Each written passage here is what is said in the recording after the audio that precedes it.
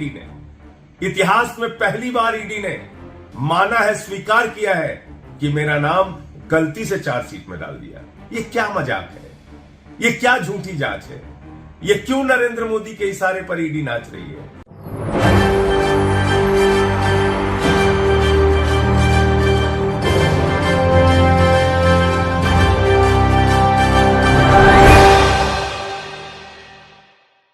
राजनेताओं के ऐसे बयान भी होते हैं जिसमें समय बीत जाए लेकिन उनके बयान, उनके भाषण चर्चाओं में रहते हैं। नमस्कार, मैं नाज़मीन खान और आप देख रहे हैं SPN 9 न्यूज़। यहाँ पर बात की जा रही है आप सांसद संजय सिंह की। वो संजय सिंह जो बेबाक हैं, निडर हैं और जो लगातार केंद्र सरकार को चुनौती देते हुए नजर आते हैं। जैसे ही संजय सिंह की गिरफ्तारी हो जाती है, दिल्ली राउस रेवेन्यू कोर्ट में तारीख दे दी जाती है और 14 दिन की न्यायिक हिरासत में पहुंच जाते हैं संजय सिंह। उसी दौरान से संजय सिंह का एक भाषण सबसे ज़्यादा देखा जा रहा है, सुर्खियों में नज़र आ रहा है। भाषण कहिए, प्रेस कॉन्फ्रेंस कहिए, लेकिन जिस बेबाकी के तरीके से ईडी अधिकारियों को वो चुनौती देते हुए नज़र आ रहे हैं, आज भी उनके इस बयान से ईडी अधिकारी कहीं ना कहीं खौफ खाते हैं। क्या है वो भाषण, देखिए जरा। ईडी के कारनामों का और ईडी कैसे जबरन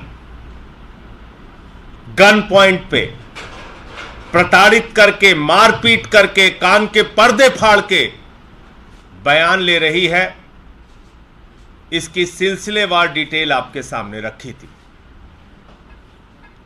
आज जो मैं खुलासा करने जा रहा हूं वो बहुत चौंकाने वाला है और पूरी तरीके से साबित हो जाएगा कि ईडी वास्तव में झूठे, बेबुनियाद, बिना सिर पैर के केस बनाने पे लगी हुई है। कोई तथ्य नहीं, कोई प्रमाण नहीं, कोई बयान नहीं, झूठे केस बनाओ, झूठे केस दर्ज करो। पिछले कई दिनों से बार बार मीडिया में ईडी के माध्यम से मेरा नाम लिया जाता है। मैं बड़ा परेशान था, कई रात सो नहीं पाया, पूरा जीवन ईमानदारी से बिताया, पूरी ईमानदारी से, 100% ईमानदारी से अपना जीवन बिताता हूं। मैं बड़ा परेशान हुआ कि जिस आबकारी नीति से मेरा कोई लेना देना नहीं, उसमें ईडी बार बार मेरा नाम क्यों ले रही है। अखबारों में, मीडिया में, टीवी चैनल पे खबरें क्यों प्लांट की जा रही हैं। जब खबर चली मीडिया में, मैंने जानकारी ली तो पता चला ईडी की चार्जशीट में मेरा नाम है। मैंने चार्जशीट खोजी, चार्जशीट में क्या लिखा है वो मैं आपको पढ़ के सुना रहा हूं। ये ईडी की चार्जशीट है, ईडी की चार्जशीट। इस चार्जशीट में कहा गया है कि 1/10/2022 को दिनेश अरोड़ा ने यह बताया कि अमित अरोड़ा की एक दुकान का ट्रांसफर, अमित अरोड़ा की एक दुकान का, शराब की दुकान का ट्रांसफर संजय सिंह के डायरेक्शन पर मनीष सिसोदिया ने किया। अब पहला सवाल होता है कि संजय सिंह कौन होते हैं डायरेक्शन देने वाले। लेकिन इस स्टेटमेंट में लिखा गया, इस चार्जशीट में लिखा गया कि दिनेश अरोड़ा ने ऐसा बताया कि अमित अरोड़ा की शराब की दुकान संजय सिंह के डायरेक्शन पर मनीष सिसोदिया ने ट्रांसफर की। इसका आबकारी नीति से कोई लेना देना नहीं, मैं आपको फिर क्लियर कर दूं। इस अमित अरोड़ा की कोई शराब की दुकान है जिसके ट्रांसफर करने की बात कही जा रही है। यह लीकर पॉलिसी के पहले का मामला बताया जा रहा है। इसको ध्यान से समझिएगा। यह कौन कह रहा है? ईडी कह रहा है। कहां कह रहा है? अपनी चार्जशीट में कह रहा है। कब कह रहा है? 6 जनवरी को। 6 जनवरी को, यह तारीख याद रखिएगा, 6 जनवरी को जब ईडी अपनी चार्जशीट दाखिल करता है तो उस चार्जशीट में मेरा नाम लिखता है कि मेरे डायरेक्शन पर मनीष सिसोदिया ने अमित अरोड़ा की शराब की दुकान ट्रांसफर की। अब आगे ध्यान से देखिएगा, सुनिएगा और एक एक कागजात पढ़िएगा कि किस तरीके से एक फर्जी, एक झूठी चार्जशीट, क्योंकि मैं अडानी के महाघोटाले के खिलाफ बोल रहा हूं, क्योंकि मैं नरेंद्र मोदी सरकार के भ्रष्टाचार के खिलाफ बोल रहा हूं, इसलिए कैसे यह झूठा मामला बनाया गया। अब दिनेश अरोड़ा का स्टेटमेंट दिखाता हूं आपको।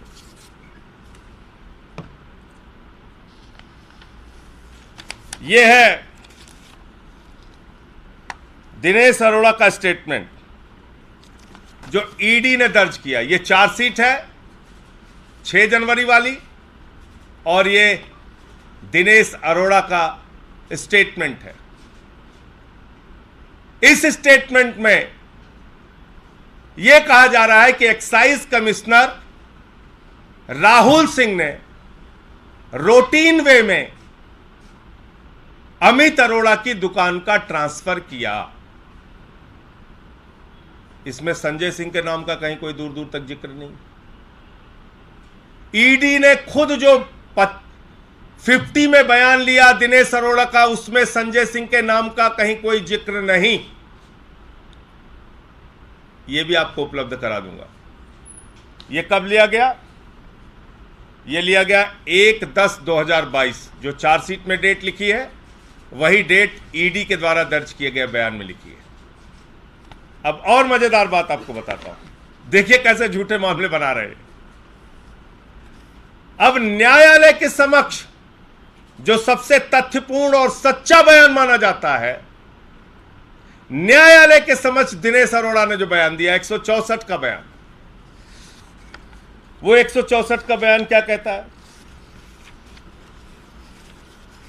वो 164 का बयान कहता है कि अमित अरोड़ा ने दिनेश अरोड़ा से जब ये ट्रांसफर की बात करी तो दिनेश अरोड़ा लिख रहा है कि मैंने इस बारे में ना डिप्टी सीएम से बात करी ना संजय सिंह से।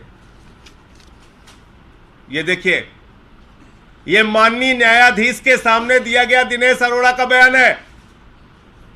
दिनेश अरोड़ा कह रहा है कि मैंने इस बारे में ना डिप्टी सीएम से बात करी ना संजय सिंह से। आपके लीडर्स मेरे नॉलेज में लीकर कंजम्पशन के अगेंस्ट हैं, ये जोड़ रहा है। आपके नेता मेरी जानकारी के हिसाब से लीकर कंजम्पशन के अगेंस्ट हैं। ना डिप्टी सीएम पीते हैं ना संजय सिंह। ये बयान पढ़िए आप, इसकी कॉपी मैं आपको दूंगा अभी। देखिए कैसे झूठे केस बनाए। आगे लिख रहा है, अमित अरोड़ा इसको कह रहा है कि नए एक्साइज कमिश्नर आए हैं राहुल सिंह। राहुल सिंह को इस सीट पर मैं लेकर आया हूं, अमित अरोड़ा कह रहा है। और इसने, अमित अरोड़ा ने राहुल सिंह से इनकी मुलाकात कराई, दिनेश अरोड़ा की। और फिर इसमें आगे तारीख दी हुई है। यह कह रहा है कि जब ये मुझे इंसिस्ट करने लगा कि आप डिप्टी सीएम से बात करिए, तो मैंने डिप्टी सीएम से कहा, तो डिप्टी सीएम ने कहा मैं देखता हूं। और 22-23 मार्च को राहुल सिंह का फोन आया कि आपका ट्रांसफर लेटर रूटीन वे में अप्रूव हो गया है। आपका ट्रांसफर लेटर रूटीन वे में, यानी कि पूरी प्रक्रिया का पालन करते हुए अप्रूव हो गया है। अब मैं भारत के प्रधानमंत्री से, देश की ईडी से, उन तमाम अधिकारियों से यह पूछना चाहता हूं कि किसके दबाव में,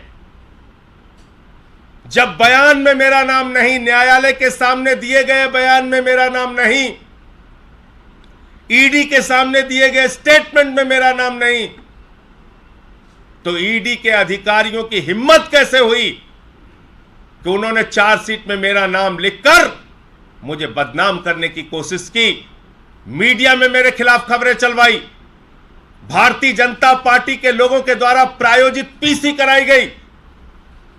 और मैं आज इस प्रेस वार्ता के माध्यम से कहना चाहता हूं ईडी के अधिकारियों से कि नरेंद्र मोदी जी ने तो अपने लिए नियम बना लिया है, रिटायरमेंट की उम्र उनकी 75 साल है, लेकिन न्याय की प्रक्रिया में जब तुम लोग फंसोगे तो फिर दुनिया में कोई बचाने नहीं आएगा। जैसे कि आपने सुना कि यहाँ पर ईडी अधिकारियों को मजबूर होना पड़ गया था संजय सिंह से माफ़ी मांगने के लिए, क्योंकि उस दौरान यहाँ पर जिस तरीके से अभी ईडी दावा कर रही है कि चार्जशीट में संजय सिंह का नाम दाखिल था, लेकिन एक चार्जशीट में गलत तरीके से नाम चला गया था, उसको लेकर यहाँ पर संजय सिंह ने जिस तरीके से उस वक्त ईडी अधिकारियों पर फटकार लगाई थी, तो उसके बाद लिखित में बाकायदा ईडी अधिकारियों को संजय सिंह से माफ़ी मांगनी पड़ी थी। उसके बाद देखा जाए तो ईडी अधिकारियों का दिल्ली में घुसना मुश्किल हो गया था। लेकिन जैसे ही अब दोबारा चुनाव नज़दीक आ रहे हैं, फिर से आम आदमी पार्टी पर शिकंजा कसते हुए ये सरकारी एजेंसियां एक्टिव हो गई हैं। लेकिन क्या वाकई इनके बिना पर संजय सिंह फंस पाएंगे, या फिर आपको लगता है कि जल्द संजय सिंह रिहा हो पाएंगे? क्या है आपकी राय? कमेंट सेक्शन में ज़रूर बताएं। धन्यवाद।